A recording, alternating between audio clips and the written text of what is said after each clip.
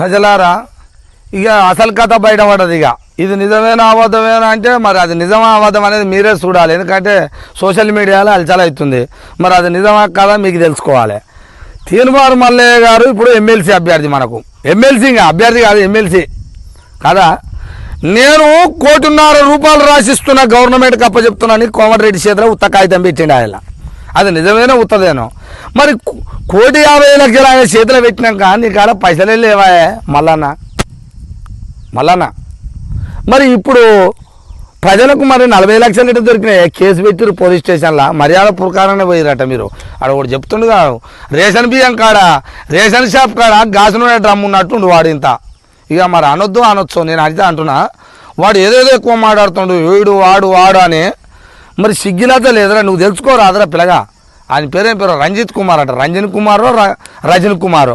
తెలుసుకో, సిగ్గి తెచ్చుకోరా పిల్లగా, ఊగనే మాట్లాడగానే కాదు. మరి 40 లక్షలు నువ్వే చెప్పినావు, నీతి నిజాయితీగా చెప్తున్నావు రా, ధైర్యంగా అనవుగా. మరి 40 లక్షల రూపాయలు 1000 మందికి ఖర్చు అనవుగా. ఏం లోట్లకే నవిలు మింగుతారా మీరు? 40 లక్షలు లెక్క చెప్పరా, నువ్వన్న మాటే. మేము మంది ఓడట్లేదు. 40 లక్షల రూపాయలు అంటే రోజు ఒక మనిషి 1000 మంది పెట్టుకో, ₹1,00,000 తింటారు అనుకుందాం. రోజు ₹1,00,000 తింటారు అనుకో. మరి 40 లక్షల రూపాయలు ఎటుపోయినాయి? సరే మీరు క్యాంపనింగు, కార్లు, బస్సులు, లారీలు ఇక్కడ అక్కడ తిప్పుతారు కాబట్టి ఇంకో 10 లక్షలు పెట్టుకుందాం. మరి ఇంకా 30 లక్షలు ఎక్కడ పోయినారా? ఓ పోనీ హెలికాప్టర్లో తిరిగిరా అనుకుందాం. మీరు మీ క్యాంపనింగ్ పెద్దగా ఉంటుంది కాబట్టి హెలికాప్టర్లో తిరిగిరా అనుకో, దానికి కిరాయి కూడా తీసేద్దాం. అయినా లాస్ట్కి ఇంకా 10 లక్షలు మిలగాలగా. ఎక్కడ పోయినాయి? ఎక్కడ అని 40 లక్షల రూపాయలు ఎక్కడ పోయినాయి? ఏదో ఆయన పట్టుకొని ఇప్పుడు ఎక్కడ దెంకపోయినవరా అంటున్నావు. మీ బతుకంతా నాంపేలే తెలిసిందిరా పిల్లగా. నాంపేలే దొరికించుకోరు ఒక ఆయన, అందరే మొత్తుకుండు, పోలీసు వాళ్ళ మీద పట్టుకుండు, ఎగిరిండు.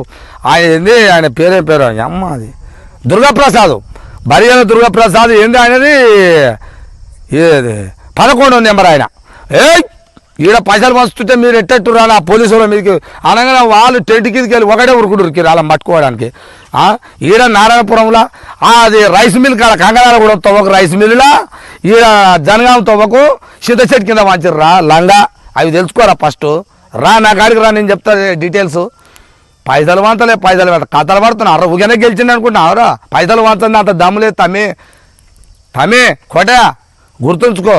రజన్ కుమార్ ఊగనే మాట్లాడగానే కాదు, కొంచెం మాట్లాడవచ్చు. నేను కూడా మాట్లాడతా మస్తుగా. కొన్ని ఆధారాలు ఉండాలి నీ కాడ కూడా, కొన్ని ఆధారాలు ఉండొచ్చు, తప్పలేదు. కానీ అన్ని మాట్లాడక అడ్డగోలిగా ఓడి మాట్లాడు. ఓనుకోకనికి గిత్తతనన్న రైట్ దొరుకుతుంది. నీ కాడ ఏం రైట్ ఉందో చెప్పు. 40 లక్షల రూపాయలు ఇచ్చారని నువ్వే చెప్తున్నావుగా.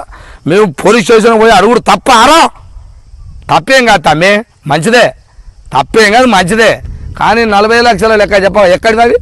నీకు ఆడ అంగిలాగి సిద్ధాంతం నీ మల్లన్నది. ఓ ఎదవనేమో మల్లన్న సొమ్మిదిన్న అర్ర మీది, మల్లన్నకు రూపాయి ఇచ్చిన అర్ర, జైలు పడ్డారా, కొట్టిర్రా, తిట్టిర్రా. నిన్నోడ్రా కొడతాడు. లంగ పని చేసినా కాబట్టి కొట్టిరు. నేను లంగ వ్యవహారాలు వేసినావు కాబట్టి తన్నరు, లంగ వ్యవహారాలు వేసినావు కాబట్టి జైలు వేసారు. లేదా నిన్నెందుకు? నీ బతుకు నీకు ప్రతి ఒక్క మనిషి రూపాయి వేసింది. రూపాయి, 10 రూపాయలు, 100 రూపాయలు, 200. మా మల్లన్న అని గుండెలు పెట్టుకున్నాం, మేము కూడా పెట్టుకున్నాం. సిగ్గి తప్పినాడా? ఇవాళ ఎందుకు తిరుగుతున్నావురా? మేము మమ్మల్ని మోసం చేసిపోయినా కాబట్టి తిరుగుతారు. హుజూర్నగర్లో పోటీ చేస్తున్నట్టు వీనికి 100 రూపాయలు కొట్టాను. మీ అమ్మ షరప్ పాసింది 100. ఈయన బతుకుల మాను వీడు అంటారు.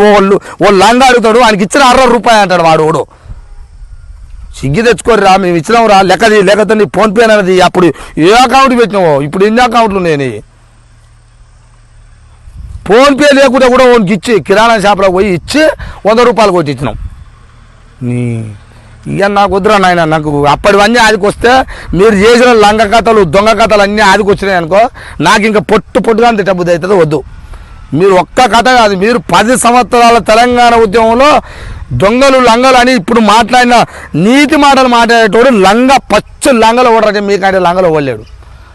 తెలంగాణ రాష్ట్రాన్ని ఆగం చేసి ఆడి పాడి కుప్ప కట్టి తీసుకుపోయి దొర చేతిలో పెట్టిన దొంగలరా మీరు. మీరు ఇప్పుడు నాకు నీతులు చెప్పి మాట్లాడతారా మీరు?